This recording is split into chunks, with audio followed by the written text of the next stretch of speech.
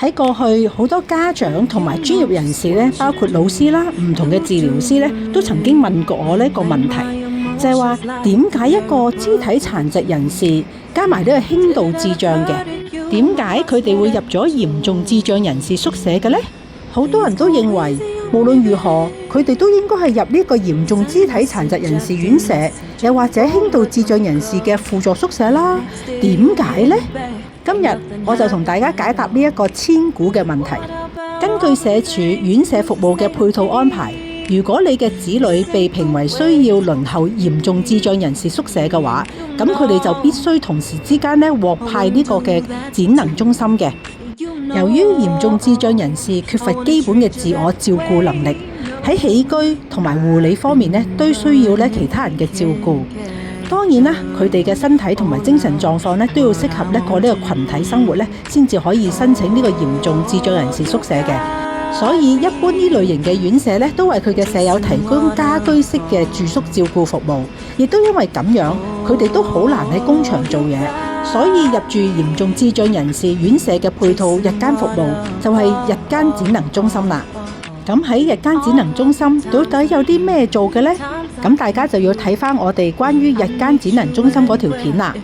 喺住宿服務評估裏面最令到家長困惑嘅就係明明自己嘅仔女比同班嘅小明係叻嘅，點解小明入咗中度智障人士宿舍或者嚴重殘疾人士院舍，而佢個仔就入咗嚴重智障人士宿舍嘅呢？佢哋會問姑娘，你係咪評估錯咗啊？有一次，一個中四嘅大男仔佢好唔開心咁嚟揾我，佢問點解啊小馬明明同我一樣都係輕度智障，而佢嘅身體殘障比我更加嚴重，要2個人手去照顧，而我只係有少部分嘅自理需要人哋幫手，點解佢就可以入嚴重肢體殘疾人士院舍，而我就入咗嚴重智障人士宿舍㗎？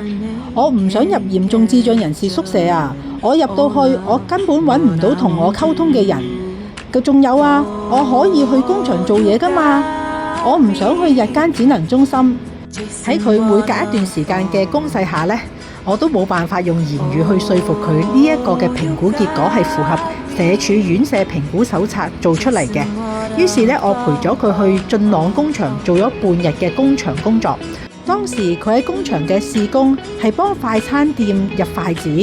匙羹同埋紙巾嘅工作。喺我努力協助同埋教導底下，佢無論如何都做唔到呢項嘅工作。佢真實咁體驗咗一次之後有啲泄氣，但係佢真係一個好堅持嘅人嚟嘅。佢堅持要入呢個肢體殘疾人士院舍暨呢個工場，呢種想法一直都冇被動搖。我嘗試揾 OT 協助啦，但係都冇辦法幫得到佢。我唯有引導佢接受呢個現實，但係佢好唔開心啊。於是我又再努力去思考突破位，點知俾我發現佢嘅智能評估報告係入學時候做嘅。好多時候我哋嘅學生經過一段時間教育之後，重新做智力評估，個結果大部分都會提升咗嘅。當然啦，呢一種嘅結果轉變，可能同一個人細個做評估時，因為語言障礙，例如新移民啦，家長自細將所有嘅力量都放喺佢嗰個嘅體能培訓上，忽略咗細路仔言語上面其他智能上面嘅發展。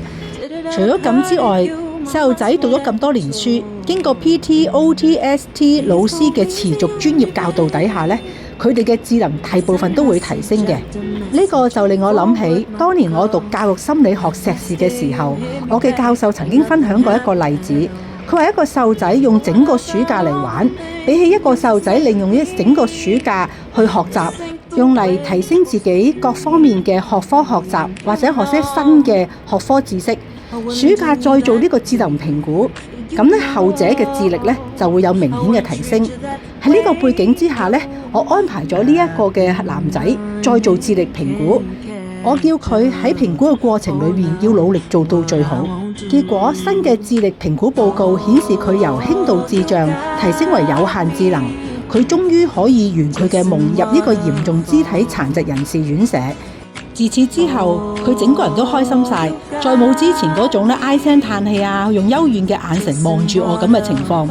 以上嘅故事大家可以睇到一個即使係輕度智障，但係身體嘅殘疾程度又未曾達到咧大量人手照顧嘅嚴重殘疾人士院舍嘅要求，亦都唔可以申請呢一個嘅智障人士嘅輔助宿舍。就好似以上提到嘅呢個男仔，佢基本上可以自己咧刷牙、洗面、着衫，但係唔能夠自己着褲，可以喺好少嘅協助底下咧自己落床、上輪椅，又可以自己咧拉住個床欄自己上床。就係因為佢有簡單嘅基本自理能力，結果根據社署嘅院舍評估機制，佢就要輪候呢個嚴重智障人士宿舍啦。咁到底係咪好似呢個男仔咁諗？佢一旦入咗嚴重智障人士宿舍，就揾唔到人同佢傾偈，揾唔到佢想有嘅水平嘅溝通呢？另一節呢，我會為大家解答嘅。